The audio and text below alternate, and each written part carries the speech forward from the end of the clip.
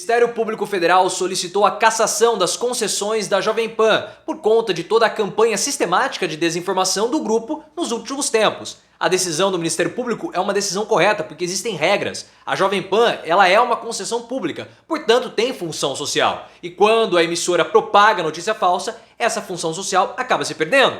E a emissora nem tem o que reclamar, porque ela foi avisada sistematicamente que isso poderia acontecer. Igual o Bolsonaro, foi amplamente avisado e agora que vai ser cassado e posteriormente preso, ele vai reclamar. Hoje, na CPI, o depoente imputou uma acusação pesadíssima no Bolsonaro. Ele falou o seguinte, bastava uma palavra do Bolsonaro que todo aquele grupo seria dissipado. Eu assistia um pouco da Jovem Pan, os programas esportivos, mas e você? Assistia a Jovem Pan? Você gostou dessa cassação da Jovem Pan? E mais ainda, o Bolsonaro se deu mal na CPI? Deixe seu like se você curtiu a cassação da Jovem Pan e se inscreva no canal. Essa decisão do Ministério Público Federal aconteceu hoje é dia 26 ou 27, enfim, é terça-feira, tá? Acho que é dia 27, não interessa. O que aconteceu? O Ministério Público solicitou a cassação das concessões para a radiodifusão das emissoras do grupo Jovem Pan, ou seja, somente o rádio da Jovem Pan vai ser cassado, mas isso não vai sair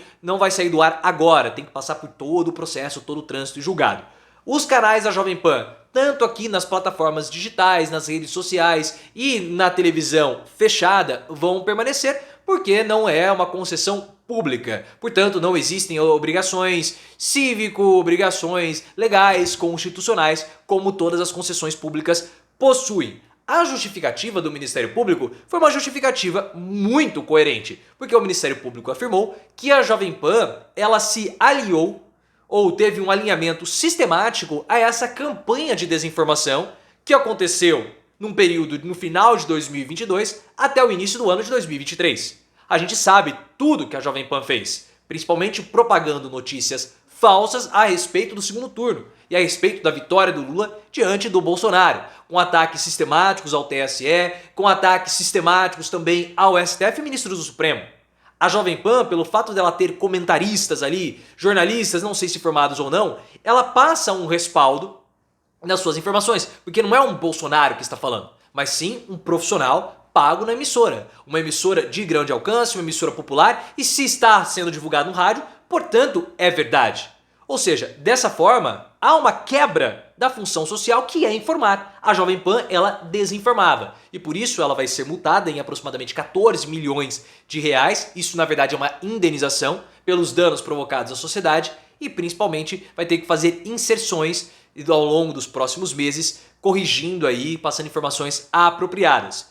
Muita gente tem falado que é censura, mas não é censura. Pelo seguinte, não há problema algum a Jovem Pan ou qualquer outra emissora ter a sua linha editorial. Se a Jovem Pan tomou a decisão de se alinhar ao bolsonarismo ou adotar uma linha editorial mais atrelada ao bolsonarismo, essa é uma escolha dela. A Jovem Pan percebeu que existia uma parcela do mercado vago e ocupou esse espaço. Não há problema algum nisso. O problema da Jovem Pan está justamente na desinformação que a emissora propagou com os seus comentaristas.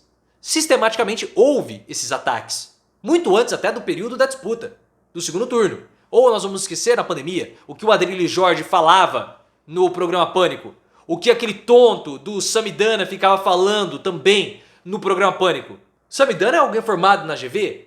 É alguém que tem um respaldo e propagou desinformação.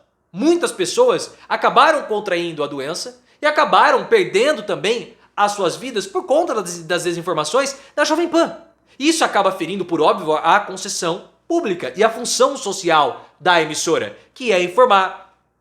Mas a emissora, ela usou a concessão pública para atacar o próprio Estado? Aí não pode. Porque ao atacar o próprio Estado, principalmente no final de 2022, a Jovem Pan propagou e incentivou, de modo direto ou indireto, o que aconteceu no 8 de janeiro. Por conta dos incentivos da Jovem Pan e da propagação de notícia falsa dela, pessoas foram detidas. Pessoas colocaram as suas vidas em risco. E aí nós podemos colocar no caso da pandemia. E não pode nem alegar que não foi avisado que a Jovem Pan seria cassada ou teria sua concessão cassada. Porque a Jovem Pan veio sofrendo alertas, veio passando por punições, veio sofrendo questionamentos aqui e acolá. Cadê o departamento jurídico da Jovem Pan? O jurídico da Jovem Pan não alertou o que poderia acontecer? Ora, quando essa investigação começou a ser aberta, foi em janeiro desse ano, 2023. O Ricardo Feltrin, que escreve sobre audiência, sobre televisão, sobre rádio, lá no UOL, ele já falou, você pode colocar aí no Google, Ricardo Feltrin Jovem Pan, lá em janeiro. Ele vai falar, olha, esse processo, essa investigação contra a Jovem Pan pode levar à cassação da empresa, da concessão pública. E talvez isso não aconteça, mas é um susto que a Jovem Pan vai tomar. Não pode alegar que não sabia, que não foi avisado, porque todo mundo sabia, igual o Bolsonaro. O Bolsonaro, a Globo veio com uma reportagem mostrando que o Bolsonaro foi alertado pelo TSE 31 vezes. 31 vezes.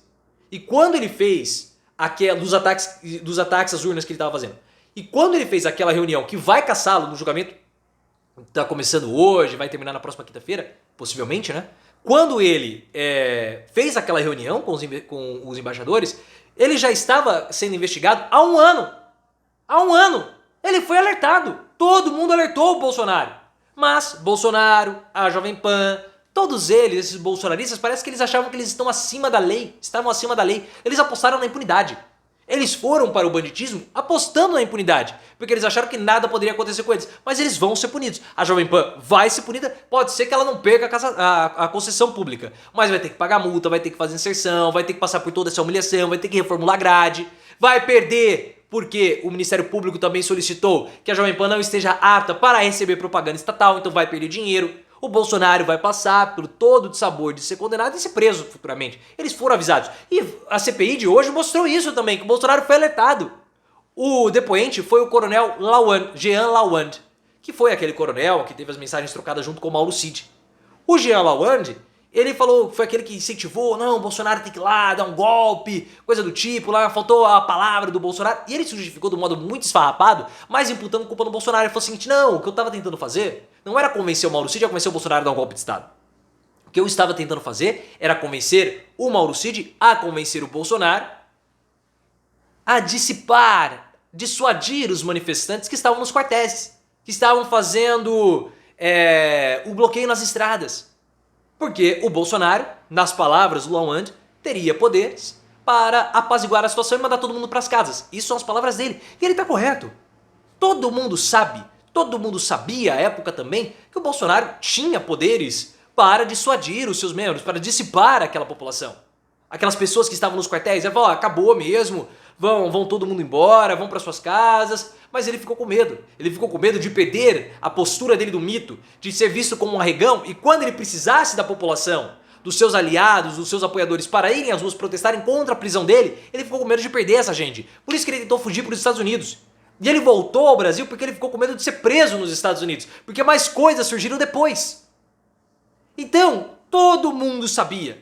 Bolsonaro também sabia que ele tinha esse poder e ele foi avisado. Ele não tomou atitude porque ele não quis. E agora vai ser preso e vai reclamar? Não tem como reclamar, porque ele sabia. E essa fala do Lawand deixou todos os bolsonaristas desesperados na CPI. Porque a versão dele, ou seja, a versão do Lawand, ela o absolve, porque ele fala que não tentou dar golpe nenhum e nem era possível dar golpe, nós já explicamos tudo isso. Mas ela imputa em Bolsonaro uma omissão. E aí os bolsonaristas ficaram desesperados. O Marcos Rogério, vai vendo no Brasil, na época da CPI da pandemia, foi louco. Falou assim, isso aí eu não acredito numa palavra que você está falando. Tentaram desacreditar o depoimento do Lawand, falando que aquilo era mentira, que tudo aquilo não passava de falcatruas que ele estava falando. E de fato, é muito possível e provável que o Lawand estivesse mentindo. Até os governistas falaram isso. Mas a versão que ele dá é uma versão que é muito ruim para o Bolsonaro e boa para ele. Porque mostra que o Bolsonaro ele foi omisso. Ele poderia ter feito e ele não fez. O Bolsonaro só pode agora, não tem mais o que ele possa, ele só pode blefar, como ele blefou e nós comentamos, link aqui no card. Falou que tem bala de prata, não tem bala de prata alguma. Não, vai haver alguma coisa, não vai haver nada. Nessa entrevista ridícula que ele concedeu à Mônica Bergamo. Não vai ter bala de prata, não vai ter reviravolta. O que ele poderia ter feito, e aí ele até poderia ter se livrado de uma prisão, de uma condenação, ter ficado lá nos Estados Unidos, mas tranquilamente, era ter falado, olha, voltem para suas casas. Mas ele não fez isso. Ele continuou propagando que havia uma mentira. Que a derrota dele não havia acontecido. E a Jovem Pan foi lá e endossava sistematicamente essa versão do Bolsonaro. E agora, Bolsonaro, Jovem Pan todos eles vão ser punidos. Mas eles não serão os últimos a serem punidos. Isso é fundamental nós entendemos.